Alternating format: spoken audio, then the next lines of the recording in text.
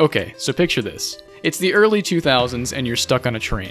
All you have with you is your trusty flip phone and you have over an hour to kill. What do you do? If you said play 1987's Digital Devil story Megami Tensei, well, you're a sick person. But luckily for people like you, such a thing was actually possible. That's right.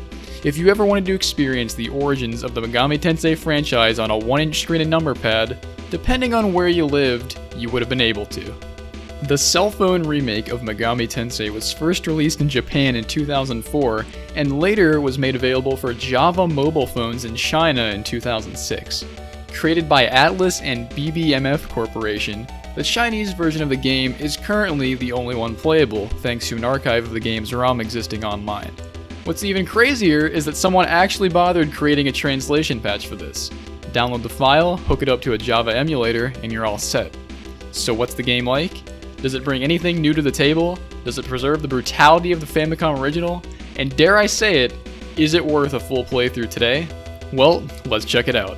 We're gonna go all the way through a game I would assume very few people in the West have completed and see what kind of horrific shit is waiting inside. Launch the game, press start, and you're greeted with a familiar story. That sexy bastard Akemi Nakajima has done it again. He's created a demon summoning program and given physical bodies to the demons Loki and Set, and to top it all off, Lucifer is planning to invade Earth. A huge palace has appeared in Asuka, the burial site of the Japanese goddess Izanami. In order to clean this shit up, Nakajima and his friend Yumiko head into the palace to defeat the demons once and for all. Then you get dumped on your ass inside the dungeon. For people that have been keeping up with my reviews, you might recognize this as the third time I've been in this exact situation. I just can't keep myself out of this damn place. So, we're in Micon City on the 8th floor of Daedalus Tower, and our first task is, you guessed it, to get to the bottom and kill the Minotaur. If you played the original, as you walk around, you're quickly going to notice a couple things. For one, there are a grand total of 2 songs that play during main gameplay. The one you're hearing right now, called Pray, used to be my favorite in the Famicom version, but this loop repeats over and over and over for the entirety of the dungeon crawling portion of the game. You're gonna fucking be praying for a different song. It's only ever interrupted by one other song, the Kaifuku music, which for some reason is now the battle theme. Now I know, it's a flip phone game, so it's hard to complain about something like that, but if you plan on doing a full playthrough, do yourself a favor. Give the soundtrack a good 5 minutes, and then mute that shit and listen to your own music. I actually did play the entire game without muting the music, and I don't recommend it. If I ever hear either of these 2 songs again, there's a really high chance I'll have an aneurysm. The other thing you'll notice is that the layout of this dungeon is the exact same as the Famicom, except there are no NPCs, and instead of having a variety of shops you can visit, there's only one. Yeah, look at this shit. This lady here provides literally everything you'll need throughout the entire game and is your sole source of social interaction. Hope you like her. This shop is where you'll upgrade characters, fuse demons, and heal your party. Now notice I said upgrade your characters. By that, I don't mean purchasing equipment or items. For some reason, in this version of the game, there are absolutely no items or equips except for beads to restore your health.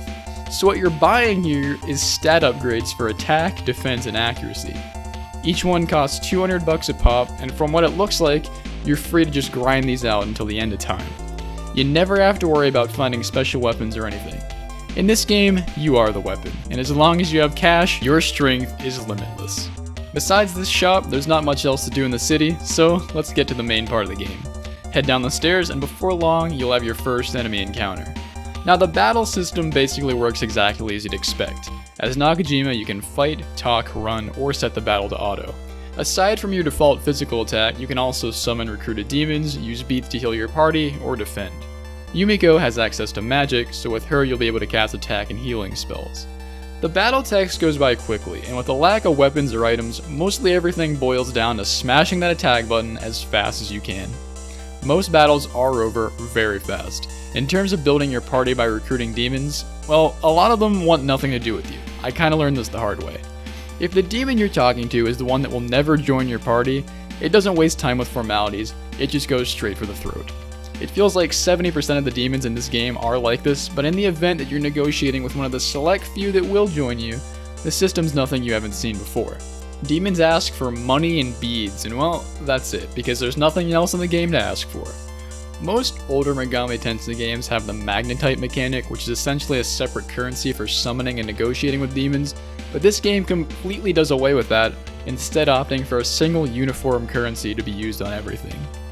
As you battle some of these guys, you might notice that some of the names are just weird. Mad Slug? That's a fucking tree. Wild Willy?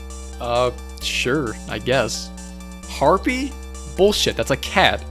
I'm not sure what the reason is behind these names. I'm guessing the game just reuses a lot of sprites to cut down on space, so some of them just end up being on things that don't match. Either that, or the script got bugged when the translation patch was being made. It's not really a big deal, but it is pretty funny. Speaking of funny shit, if you get killed in here, a screen comes up where Minotaur says, "I thought you had balls," but it goes away so fast that I was seriously doubting what I was seeing. I recommend dying at least once just to get a look at that. So after a few fights, you level up. Now check out these character portraits. As I said in my review of the original game, these are really cool, and the fact that they were updated a little bit makes it all the more better. If you ever wanted a sprite of Akemi Nakajima's head, this is probably the definitive version. As you can see, you only get 3 stats: Vitality, Agility, and Intelligence. For most of the game, I just pump points into Vitality for Nakajima and Intelligence for Yumiko.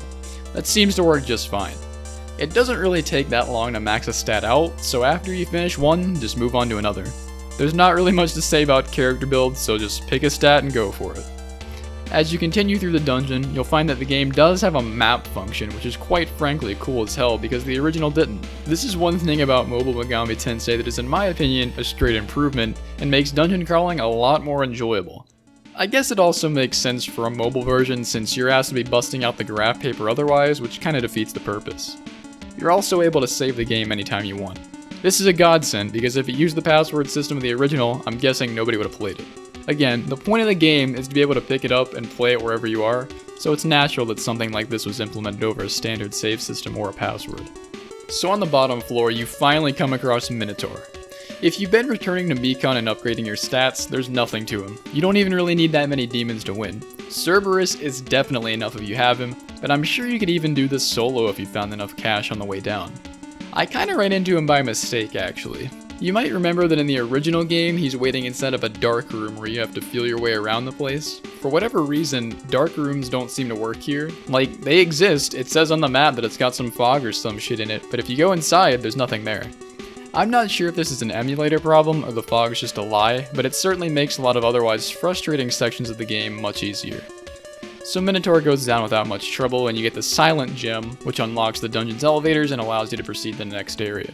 Walk through the door and what the hell, we're in Bienne, the Sky City. Originally, you would have had to make your way through a section of the Valhalla corridor first, but as it turns out, that shit just doesn't exist. And I don't mean we can't access it yet, I mean the whole ass thing is just gone. Well, okay, I guess we can work with that.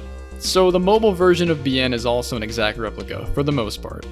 Our goal is to take out Medusa so we can unlock a lot of doors scattered around the place. She's on the top floor, but you need to find an item called the Tabasa statue first, or she'll just turn you to stone. That's located on the second floor, which is pretty damn big and can take a while to explore. The encounter rate in this game is high as fuck, so if you're bumbling around like me trying to remember where to go, you're gonna get burnt out quick, unless you're really patient. This is another one of those where the encounters can be literally every step, and even though they aren't hard and boil down to mashing the attack button, it gets old fast. Again, it's hard to knock the game for it since you're playing it on a fucking Motorola Razr, but it's worth mentioning. I like the updated graphics they chose for this dungeon. I mean, Daedalus Tower, to me, should always just be this blue hellhole. What else can you really do? But Sky City's looking pretty nice. So, you hit up the top floor, kill Medusa, and unlock a second shop downstairs. This is where it gets a little weird. So ordinarily, you'd have to find the captain down here and actually fly the city to different locations, but he must have known better than to take part in this shit because just like every other NPC, he's gone. So you can't fly the Sky City, you can't go to Valhalla. Then where do we go? Well, headed through a door on the far end of the palace, and holy shit, it's Red Tower, aka the last dungeon of the game, Lucifer's Palace. I mean, what? I was supposed to go back to Mazurka and conquer my PTSD. So yeah, there's no Mazurka, there's no hell. Basically, all that shit was ripped out. So the intro where it says you're gonna fight Loki and Set, that's a fucking lie. For what I've been told though, apparently the full game is present in the Japanese version. The Chinese version, for reasons only known by God and BBMF Corporation, essentially removes 60% of the game. If you go on the Megami Tensei wiki, you can actually find pictures of the dungeons we aren't seeing in this version, so there's proof that they exist, but as far as I know, no way to play them. Pretty weird. I honestly thought I clipped out of the game's boundaries and broke it somehow, but no, this is supposed to happen. It's pretty strange to just be immediately at the end of the game, but we might as well see it through. Red Tower is logically the hardest of the dungeons with a teleport maze, and well, that's really it. The monsters can be tough, so be sure to keep grinding out that money to upgrade your stats back at the shop. It's a huge pain in the ass if you actually make it to the top, but you're not strong enough to beat Lucifer, meaning you have to go all the way back down. I'm not sure exactly how many times you're recommended to upgrade each stat, but I think I pumped about 8,000 gold in total into my characters. Be sure to find the white crystal on your way up so you have a chance against Lucifer. If you don't, he has access to what the game calls a paralysis attack. In the original, it was actually a full heal spell, so not sure what that's about. When you reach the top floor, all the bosses that would normally come before Lucifer are also gone, which means no fog, no Beelzebub, and even the traps that would normally be up here are all just gone. Walk into Lucifer's room and well, there he is. No final battle music though, just that same old battle theme. Well, let's do this shit. So for this fight, I was still using Cerberus and a random demon I recruited. I haven't talked about fusion much. Well, there was one demon I created, Stonka, but he kinda sucked ass, so I didn't get much use out of it. It's definitely not a mechanic you have to rely on, and you could easily go the entire game without using it once and have little problems. So as long as you have at least one demon from the final dungeon, I think you're fine. It really just comes down to those stat upgrades. The fight with Lucifer is essentially a 10-minute slap fight, but I gotta say, it gets your blood pumping. On one hand, this is some of the most monotonous shit you've ever experienced, but on the other, you're about to beat Megami Tensei on a cell phone. Honestly, the prospect of beating this game was what fueled my entire desire to play it. I was really interested in what the ending was going to be like, and well, when Lucifer goes down, you get a nice little paragraph of text. Izanami's spirit returns to heaven, the battle is finally over, and Yumiko looks you in the eyes. The world is finally back to normal. Nice. All in all, it took me about 8 or 9 hours to see 4 seconds worth of scrolling text, but I gotta say, it was one hell of a ride. Not that the ending was anything crazy, but I don't know, the whole experience of working to finish this little game was pretty memorable. Aside from having a lot of missing content, a murderous encounter rate, and little strategy other than pressing the attack button, well, it does still kind of feel like Megami Tensei, so I'd say mission accomplished, for the most part. This wasn't really a typical review for me, but I hope you guys enjoyed seeing a somewhat obscure entry in the series. If I can find more of these, I'll be sure to play them. They might not be the best, but it's nice to have a record just in case the ROMs ever disappear off the internet forever or something like that. Obviously, the game doesn't hold a candle to the original, but it isn't that bad. The map function and quickness of the battles, as well as the updated graphics, are all clear positives, so if you're interested in this, I definitely encourage you to give it a shot, at the very least just to say that you played it. If you've already completed the game, be sure to comment, there's probably at least one thing I missed, and who knows, maybe together we can end up discovering some other mobile games to take a look at. Anyway, this has been the Mobile Megami Tensei experience, and as always, I'll see you guys in the next video.